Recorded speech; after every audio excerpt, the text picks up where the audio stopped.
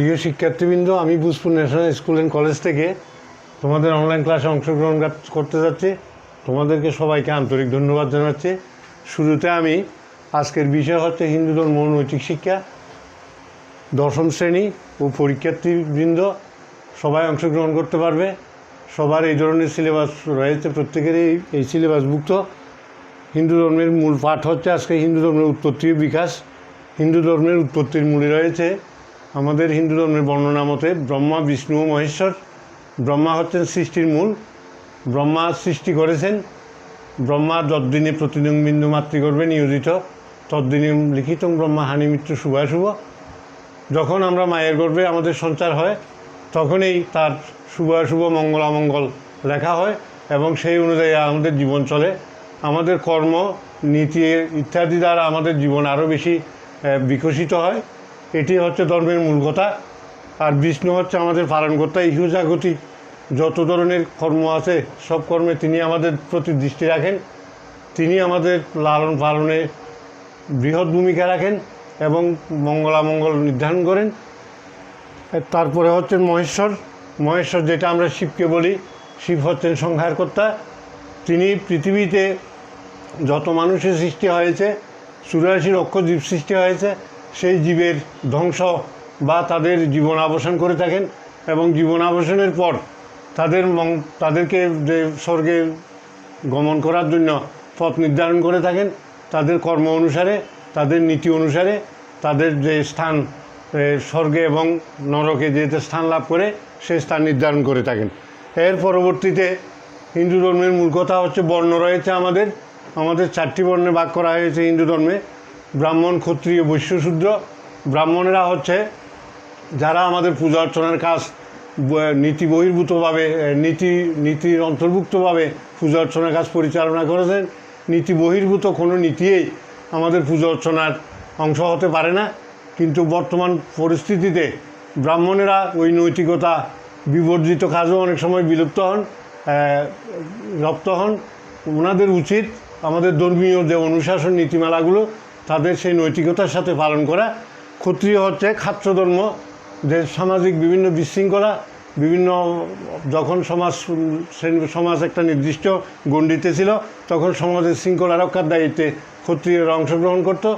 যে কোনো সমাজের বিশৃঙ্খলা, যে কোনো সমাজের অসুবিধা দূর করার জন্য এরা ভূমিকা রাখত। বৈশ্য হচ্ছে যারা ব্যবসা কাজ সম্পন্ন করে থাকেন। ব্যবসা বাণিজ্যের মাধ্যমে আমাদের জীবন পরিচালিত হয়। ব্যবসার সাথে আমরা জড়িত, যেটা অর্থনীতির পর্যায়ভুক্ত। অর্থনীতিতে মাধ্যমে যেন আমাদের জীবন পরিচালিত হয়, অর্থনৈতিক সব সমস্যা সমাধানের কাজে বৈশ্যরা নিয়োজিত থাকেন। এরাই আমাদের যত ভরণ পোষণের যত প্রয়োজনীয় জিনিসপত্র সরবরাহ করে থাকেন, এখন এগুলো আমাদের কাছে পৌঁছান। এর পরবর্তী হচ্ছে শূদ্র। শূদ্র আমাদের ধর্মে আছে শূদ্র সেবা কাজ পরিচালনার জন্য। যেমন যারা আমাদের নিত্য কাজ সম্পাদন করার জন্য শূদ্ররা সেবা কাজে অংশগ্রহণ করে, এরাই আমাদের পরিষ্কার পরিচ্ছন্নতা এবং অন্যান্য সব কাজ পরিচালনা করে থাকেন।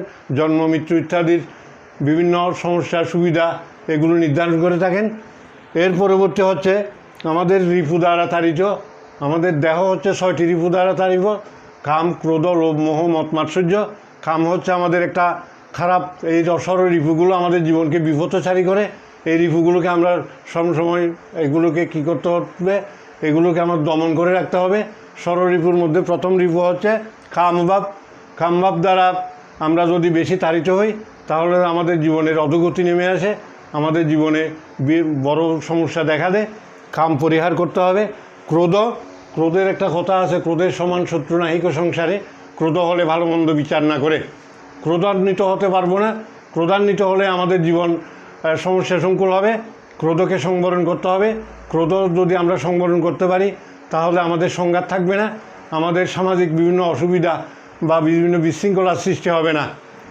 মোহ, কাম, ক্রোধ, লোভ। লোভ দ্বারা তাড়িত হই। বিভিন্ন অর্থ অর্জনের যে মাধ্যমগুলো, সেখানে লোভগ্রস্ত হয়ে আমরা বিপথচারী হই।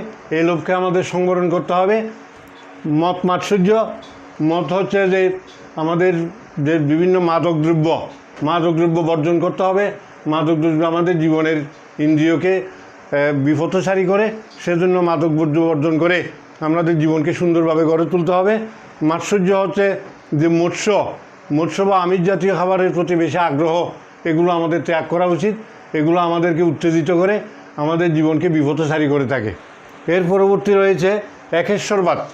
যে ভগবান আমাদের সৃষ্টি করেছেন সেই ঈশ্বরেই আমাদের মূল ভিত্তি, ঈশ্বরেই আমাদেরকে সৃষ্টি করেছেন এবং উনিই আমাদের পরিচালনা করেন। সেই জন্য আমাদের ঈশ্বর প্রীতি, একেশ্বরবাদ আমাদের থাকতে হবে। একদা এক ঈশ্বর ছাড়া আমাদের ধর্মের আর কোনো মূল দিক নাই। এরপর হচ্ছে অবতারবাদ। বিভিন্ন পৃথিবীর শুরু থেকেই বিভিন্ন অবতার পৃথিবীতে এসেছেন, তাদের নামগুলো আমরা বলতেছি। মৎস্য, কুর্ম, বরাহ, নৃসিংহ, বামন, পরশুরাম, রাম, বলরাম, বুদ্ধ, কল্কি। এই অবতারগুলোর মধ্যে প্রত্যেকটি অবতার যুগে যুগে পৃথিবীতে এসেছেন। এগুলো পৃথিবী যতদিন থাকবেন ততদিন এই অবতারও রয়ে থাকবেন এবং এরা আমাদের সৃষ্টির মূলে রয়েছেন। এই অবতারবাদ আমাদের যেখানে শ্রীকৃষ্ণকে আমরা এখন কৃষ্ণস্তু ভগবান স্বয়ং, এটা ধর্মে বলা হয়েছে। কৃষ্ণ হচ্ছে সৃষ্টির যত অসুবিধা, যত অন্যায়, যত অবিচারের মূল উৎপাটন করেছিলেন। সেজন্য আমরা কলিযুগে শ্রীকৃষ্ণকে অবতারদের মধ্যে প্রধান এবং উনি স্বয়ং ভগবান নররূপ ধারণ করে পৃথিবীতে অবতীর্ণ হয়েছেন। উনি আমাদের যত অন্যায় অবিচার তখন সে গিয়েছিল, সে কংস থেকে শুরু করে, সে কংস থেকে আরম্ভ করে যারা যত অত্যাচারে লিপ্ত হয়েছে তাদেরকে তিনি সমূল উৎপাটন করে এখানে হিন্দু ধর্মের মূল নীতিমালা প্রতিষ্ঠিত করেছিলেন। সেজন্য আমরা শ্রীকৃষ্ণকে সে অপূরণীয় শ্রদ্ধা এবং আমাদের ভগবান নিজেই অবতীর্ণ হয়েছেন বলে ধর্মে উল্লেখ আছে। এর পরবর্তীতে রয়েছে চতুরাশ্রম। আমাদের চতুরাশ্রম হচ্ছে ব্রহ্মচর্য। আমাদের জীবনকে 100 বছরে ভাগ করা হয়েছে। এক সময় আমরা 100 বছর পর্যন্ত বেঁচে থাকতাম, কিন্তু বর্তমান আমাদের জীবন রীতির এমন সব অধস্তনে চলে গেছি, যার ফলশ্রুতিতে আমাদের জীবন এত দীর্ঘ সময় পর্যন্ত স্থায়িত্ব হচ্ছে না। 60-70 বছর বয়সে আমরা মৃত্যুবরণ করতেছি। 100 বছরকে 25 বছর করে ভাগ করা হয়েছে। 25 বছর হচ্ছে ব্রহ্মচর্য, 25 বছর হচ্ছে গ্রাস্ত, 25 বছর বানপ্রস্থ, 25 বছর হচ্ছে সন্ন্যাস। এই 25 বছর বয়সে জীবনের শুরুতে 5 বছর বয়সে আমরা গুরুগৃহে পদার্পণ করব এবং গুরুর মাধ্যমে আমরা জ্ঞান অর্জন করব। সেখানে নীতি শিক্ষা, ধর্ম, অর্থনীতি সব কিছু শিক্ষা প্রদান করা হয়। সেই সব শিক্ষা যখন সম্পন্ন হবে, সেই 25 বছর পূর্ণ হলে আমরা গুরুগৃহ ত্যাগ করে ব্রহ্মচর্য আশ্রম শেষ করে আমরা গৃহস্থে পদার্পণ করব। গৃহস্থে পদার্পণের মূল বিষয় হচ্ছে প্রথমে বিবাহ। আমরা বিবাহের মাধ্যমে গৃহস্থাশ্রমে প্রবেশ করব। সেখানে সন্তানাদি জন্মদান, যে জৈবিক প্রক্রিয়া, সেই সন্তানাদি জন্মদান করব। তাদের ভরণ পোষণ, তাদের শিক্ষা ইত্যাদি আমরা পরিচালনা করব। সে আশ্রমের নাম হচ্ছে গৃহস্থ আশ্রম। গৃহস্থ আশ্রম হচ্ছে জীবনের মূল দিক। এই গৃহস্থ আশ্রমে যদি আমরা পুরো কাজটা যদি সুন্দরভাবে সম্পন্ন করতে পারি, তাহলে আমাদের জীবন অবশ্যই সুন্দর হবে। এর হচ্ছে বানপ্রস্থ। বানপ্রস্থ হচ্ছে মানুষের জীবনের মোটামুটি মধ্য সময়ে। বানপ্রস্থতে আমরা যখন ছেলেরা বড় হবে, তখন ছেলেদের উপর দায়িত্ব অর্পণ করে আমরা গৃহের নিজের যে দৈনন্দিন কাজ, এগুলো থেকে একটু দূরে সরে থাকবো এবং ছেলেরা এগুলো পরিচালনা করছে যে সেগুলো ঠিক হচ্ছে কিনা সেগুলো দেখাশোনা করব। এটা হচ্ছে বানপ্রস্থের কাজ। এই বানপ্রস্থ 25 বছর পর্যন্ত আমরা এইভাবে, তখন আমরা বৃদ্ধের দিকে চলে যাচ্ছি। তখন এর পরবর্তীতে আমরা সন্ন্যাসে প্রবেশ করব। সন্ন্যাসে প্রবেশ করার পর হচ্ছে আমরা বিভিন্ন মন্দিরে বা গুরুদের বিভিন্ন পরামর্শ গ্রহণ করব। যারা আমাদের বয়োজ্যেষ্ঠ আছে তাদের দিক থেকে, বা বনে জঙ্গলে বা নির্জন স্থানে বসবাস করে আমরা ভগবান প্রাপ্তির জন্য প্রার্থনা করব। এইভাবে আমাদের সন্ন্যাস জীবন শেষ করব এবং জীবনের পরিসমাপ্তি টানব। এর পরবর্তীতে আমাদের রয়েছে যে কর্মটা হচ্ছে আমাদের কর্মযোগ। কর্মযোগ হচ্ছে আমাদের জীবনের একটা বড় অধ্যায়। কর্মযোগের মাধ্যমে আমাদের জীবনের সম্পূর্ণ কাজ সম্পাদন করা হয়। কর্মের দুটি দিক আছে, একটি হচ্ছে সকাম কর্ম আর একটি হচ্ছে নিষ্কাম কর্ম। সকাম কর্ম হচ্ছে যে কর্ম করলে আমরা যার ফল ভোগ করে থাকি, সেই সকাম কর্ম আমরা জীবনের শুরুতে 25 বছরের পরবর্তী সময়ে আমরা সকাম কর্ম করব। সকাম কর্ম দিয়ে আমাদের দৈনন্দিন সব চাহিদা পূরণ করব। এরপরে নিষ্কাম কর্ম হচ্ছে ভগবান প্রাপ্তি। ভগবান প্রাপ্তির জন্য আমরা কর্ম করে যাব কর্মের কিন্তু পুরো সব ফল আশা আমরা করতে পারবো না।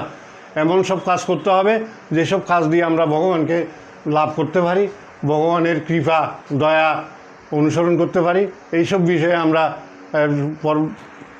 সময় ক্ষেপণ করব। এরপরে হচ্ছে জ্ঞানযোগ। জ্ঞানযোগ আমাদের জীবনের একটা বড় অধ্যায়। জ্ঞান অর্জন না করলে আমাদের জীবন, বলা হয়েছে অজ্ঞানীর ও পশুর সমান। জ্ঞান অর্জন করতে হবে, জ্ঞান অর্জন না করলে আমাদের জীবনের প্রকৃত প্রাপ্তি হবে না। সেজন্য জীবাত্মা ও পরমাত্মা, আমরা জীবরূপে পৃথিবীতে জন্মগ্রহণ করেছি। জীবরূপে জন্মগ্রহণ করে জীবনের এই সুদীর্ঘ সময়, প্রায় 70-80 বছর বা 100 বছর পর্যন্ত যে নির্ধারণ করা হয়েছে, সেই সময়টুকু অতিবাহিত করে চলে যাব এখান থেকে। তখন জীবাত্মার পরবর্তী পরিণতি কী হবে সেই বিষয়ে ধারণা লাভ করতে গেলে আমরা পরমাত্মার জীবনে গমন করব। যখন আমরা আমাদের দেহ অবসান হবে, আমরা পৃথিবী চলে যাব। সেই পরমাত্মা সেখানে কি, কোন স্থানে গিয়ে অবস্থান করবে, সেখানে কতটুকু অর্জন করলো সেটা বিচার হবে। সেই পরমাত্মার প্রতি আমাদের এখন শ্রদ্ধাবোধ জাগবে। পরমাত্মা যেন আমাদের সুন্দর এবং সার্থক হয়ে ওঠে। এর পরবর্তী হচ্ছে ভক্তিযোগ। ভক্তি হচ্ছে মানুষের জীবনের একটা বড় অধ্যায়। ভক্তিযোগ না থাকলে, শ্রদ্ধা ভক্তি, সমাজের সব শ্রেণী আছে, বয়োজ্যেষ্ঠ আছে, ছোটরা আছে, তাদের প্রতি স্নেহভাজন হওয়া, বয়োজ্যেষ্ঠদের প্রতি শ্রদ্ধা ভক্তি প্রদর্শন করা, এটি হচ্ছে ভক্তিযুগের মূল বিষয়। ভক্তিযুগের আরেকটা মূল কথা হচ্ছে কখনো কাউকে অবহেলা বা কারোর প্রতি অবজ্ঞা প্রদর্শন করা যাবে না। সবাই প্রতি সমান দৃষ্টি অবলম্বন করতে হবে।